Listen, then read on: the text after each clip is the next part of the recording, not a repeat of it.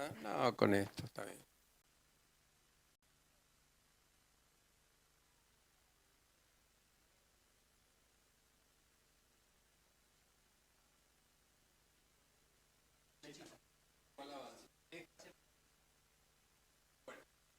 El siglo XXI es el siglo de los viejos. Todos en todo el mundo vamos a vivir más, no tenemos garantía de que vayamos a vivir mejor. Yo voy a definir, para poder introducirnos en el tema que hemos elegido y la razón que ha tenido esta jornada, que fue históricamente de una nota que yo hice acá con Carlos Fernández y que leyó el doctor Darío Lucero, que hace mucho tiempo, desde que ingresé a la caja y después que ingresé en la coordinadora, empecé a hablar que debía haber una relación entre la gerontología y la previsión social. Tan es así que en el Congreso Mundial de Gerontología que llevamos adelante en el mes de junio, por primera vez en la historia de la Asociación Gerontológica Argentina, introdujimos la problemática previsional, cosa que no había ocurrido nunca en el mundo. Y el doctor Lucero me dijo, estoy de acuerdo con vos, pero disiento en algo, porque yo hablaba que la previsión social es una hija perdida de la gerontología. Y entonces, para ir ubicándonos, seguimos conversando y hablamos de complementariedad. Y bueno, y hemos puesto el nombre de complementariedad, pero queremos realmente ver si en el fondo son más que complementarias. Y entonces voy a ir definiendo la gerontología, que es la ciencia que tiene por objeto el estudio exhaustivo de los procesos del envejecimiento. Tiene tres hijas, o tres ramas. La gerontología, estudia los procesos biológicos, clínicos, psicológicos, sociales, legales, económicos y políticos, y van a ver que tiene un parecido o prácticamente idéntico a lo que es la seguridad social. Y tiene tres ramas. Una rama es la gerontología experimental o biológica, que estudia el envejecimiento desde el punto de vista morfológico, fisiológico, psicológico, en el hombre y en otros organismos vivientes. ¿Y qué es lo que estudia? Estudia la célula. Y una célula joven y sana tiene telómetros largos. Los que somos médicos o estamos en el arte de curar, sabemos lo que significan los telómeros en los cromosomas. Los telómeros se van acortando y la célula se queda sin telómero y por lo tanto muere.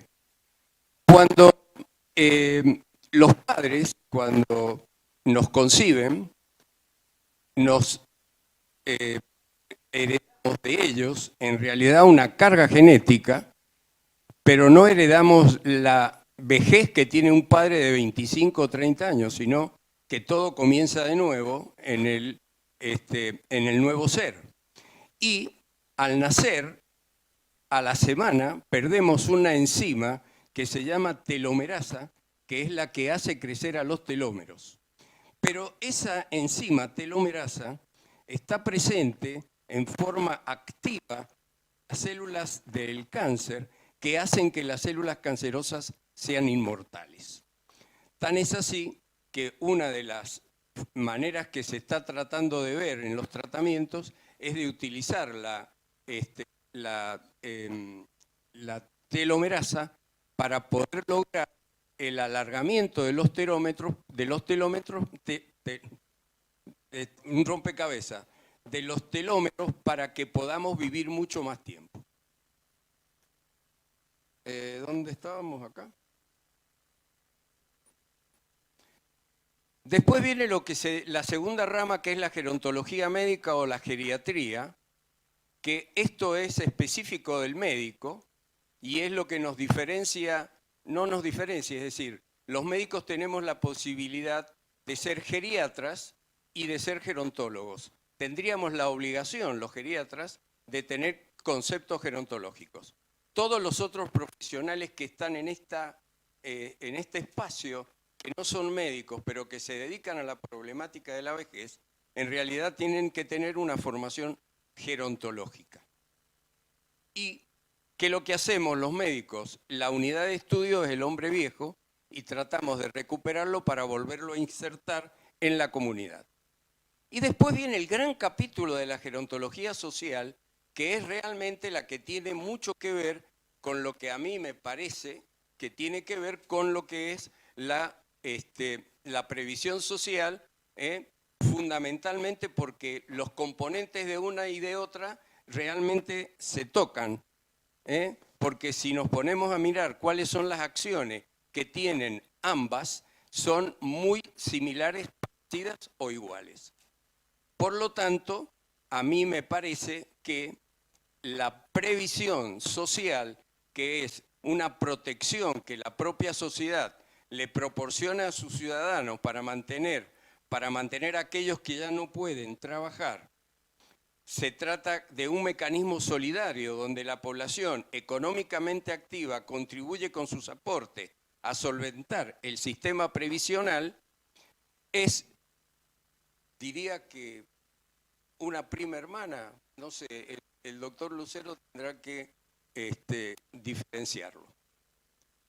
Y ahora voy a entrar un poquito en la demografía.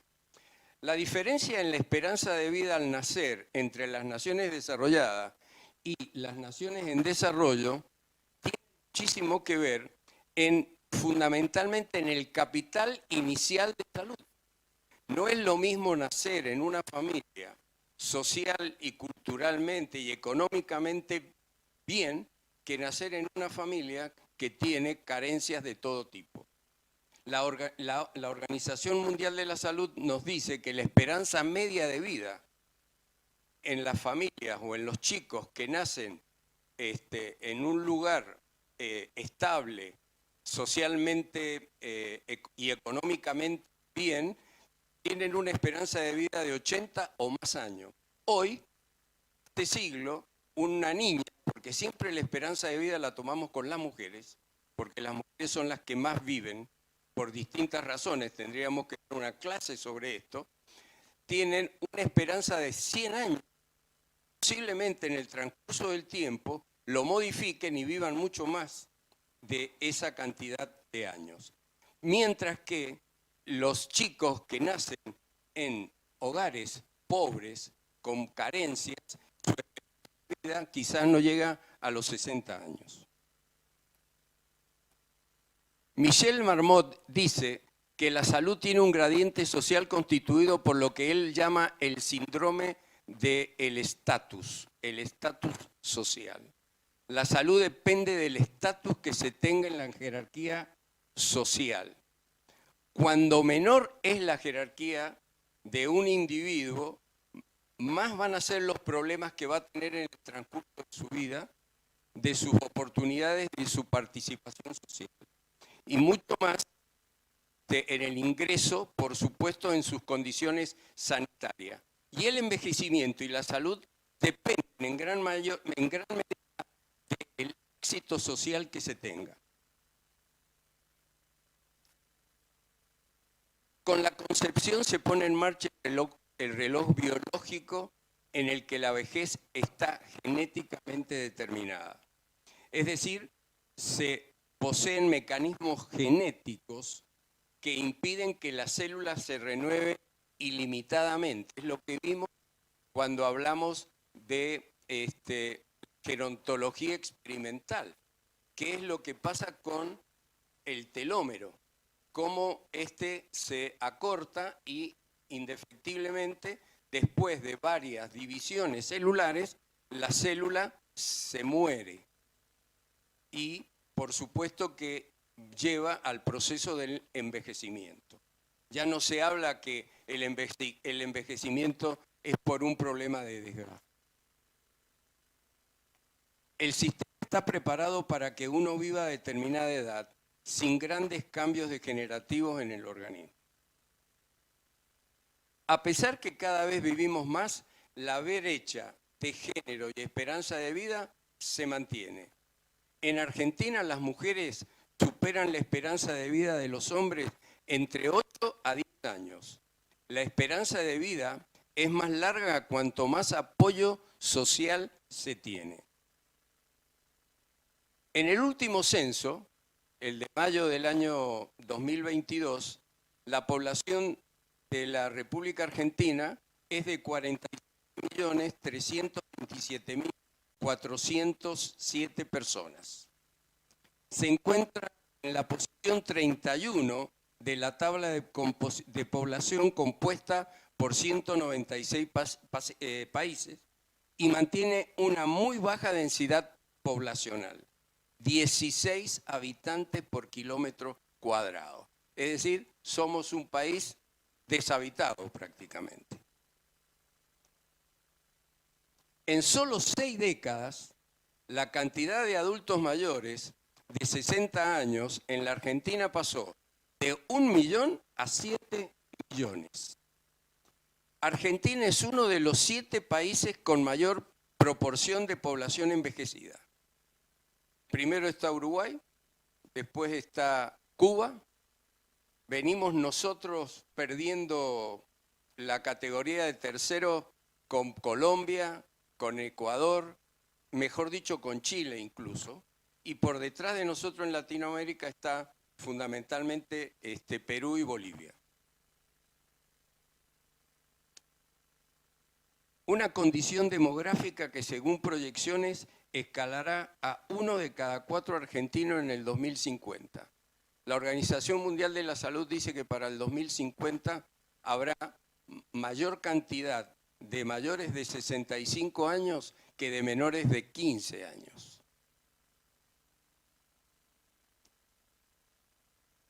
Se entiende por envejecimiento de una población el aumento de la proporción de personas de edad con respecto al total de los individuos. La Organización Mundial de la Salud dice que una sociedad está envejecida cuando su población supera el 7%. Es una población joven cuando está por debajo de ese porcentaje y habla de nación envejecida cuando supera el 14%. Argentina hoy es una nación envejecida porque tiene el 15,7% de mayores de 65 años. Este proceso de envejecimiento está asignado principalmente por una caída sostenida de la natalidad. Fíjense que en el año 1950 teníamos 3.2 hijos por mujeres y en el año 2015 tenemos 2.3 hijos por mujeres. Pero simultáneamente hay una disminución de la mortalidad, tenemos un aumento de la expectativa de vida y tenemos un aumento de las inmigraciones internacionales. Todo eso hace a que nos transformemos en una nación envejecida. El envejecimiento trae importantes desafíos desde el punto de vista de la organización de las sociedades y políticas públicas. Desafíos que atañen no solo a los sistemas de jubilaciones, de salud o de cuidados, sino también a la creación de actividades sociales y de participación ciudadana, de trabajo, de educación. Es decir, realmente la gerontología tiene que tener la capacidad fundamental de no solo pensar en que vamos a lograr jubilar a una persona o que le vamos a dar un mejor sistema de salud, sino que los debemos realmente mantener en la sociedad de la mejor manera posible. Y para eso tenemos que idear cosas. Es fundamental que estemos ideando cosas. O lo referido a adecuaciones en las ciudades, las viviendas o el transporte público. Eso lo saben muy bien los arquitectos, lo que denominamos la domótica. Debemos abandonar la visión reduccionista de que la vejez es sinónimo de enfermedad y pérdida de autonomía. Es una etapa en la que hay un aumento en la prevalencia de las enfermedades, no cabe la menor duda. Ustedes saben que tenemos factores de riesgo. Los 3 factores de riesgo más importantes que tenemos y que son inamovibles es la edad, la etnia y el sexo. Por más que nos operemos, seguimos siendo lo que venimos de fábrica. Y después tenemos los factores de riesgo que son modificables. La hipertensión arterial, la diabetes, el sedentarismo, la obesidad, etcétera, que los podemos modificar con buenos tratamientos. Eso va a determinar las inversiones que cada uno de nosotros hacemos en el transcurso de la vida para llegar de la mejor manera posible a una vejez que más adelante hablaremos, que es una vejez saludable, una vejez activa y una vejez exitosa. Los años de vida saludable han aumentado y la mayoría de los viejos llegan bien a su vejez. Yo siempre digo, cuando doy clase, que menos pastillas, lo siento por los farmacéuticos, y más zapatillas. Hay diferentes vejeces, no hay una sola vejez. Todos envejecemos de una manera diferente. Es más, el envejecimiento es asincrónico en cada uno de nosotros, entre nuestras células, entre los órganos, entre los individuos, entre los grupos sociales. Y es independiente de la edad cronológica. Acuérdese que cuando los gerontólogos hablamos de 4 edades, la cronológica, la biológica, la psicológica y la social. La más importante de todas, indefectiblemente, que es la biológica, la edad que tienen nuestras arterias. Podemos ser jóvenes y tener arterias viejas, o ser viejos y tener arterias mucho más jóvenes. ¿Y la psicológica cuál es? Si a alguno de nosotros yo le preguntase en este momento, ¿qué edad sentís que tenés? Y tiene 80 años, a lo mejor te dice, mira, me siento como de 50.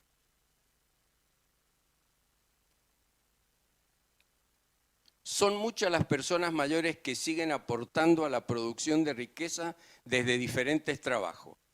Existe el prejuicio que las personas solamente son útiles en la medida que pueden producir, lo cual es discutible. Uno de los hechos más positivos de los últimos tiempos es haber conseguido democratizar la esperanza de vida. Debemos equiparar la edad jubilatoria de las mujeres con la de los hombres. Si igualamos las edades de jubilación, las mujeres tendrían un 30% más de aportes jubilatorios. Hoy, solo el 8% de las mujeres argentinas tienen los 30 años de aporte. La Organización para la Cooperación y el Desarrollo Económico, OCDE, en su estudio económico multidimensional sobre la Argentina del año 17, su directora aseguró que se debe promover la igualdad de género y recomendó igualar la edad de retiro de las mujeres con los hombres, lo que implicaría subir la edad jubilatoria de las mujeres de los actuales 60 años a 65 años. Permitir la ampliación de la vida laboral por encima de los 65 años tendrá un efecto positivo sobre la sostenibilidad financiera. Ampliar la edad efectiva de jubilación hasta los 70 años. Hoy tenemos el ejemplo de los docentes.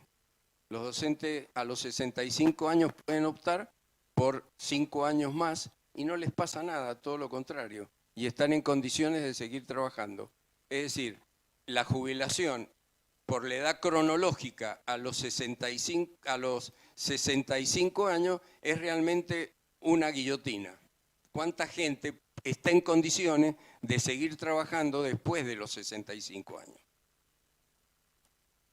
Debemos promover la igualdad en la edad de jubilación entre hombres y mujeres y aumentar la edad para el retiro. El sexo fuerte femenino. El sistema jubilatorio para los hombres es injusto. Nos jubilan 5 años después y nos morimos 8 años antes.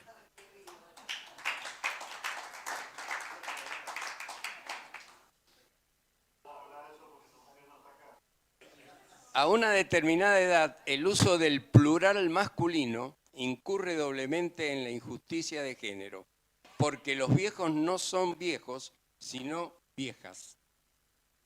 La viudez es una de las condiciones de mujer. Yo sé que esto no le gusta mucho a las mujeres, pero el nuevo paradigma de vejez que debería prevalecer en nuestra sociedad en nuestras sociedades envejecientes es ser un viejo feliz y que siempre esté integrado a la vida familiar y social. El concepto hoy de envejecimiento activo que nos da la Organización Mundial de la Salud es fundamentalmente tener buena salud, tener trastornos psicológicos, estar incluidos socialmente y indefectiblemente tener una buena jubilación. Bueno, por supuesto.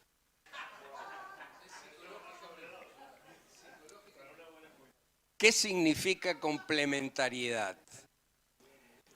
Conjunto de características que hacen que una cosa complemente a la otra.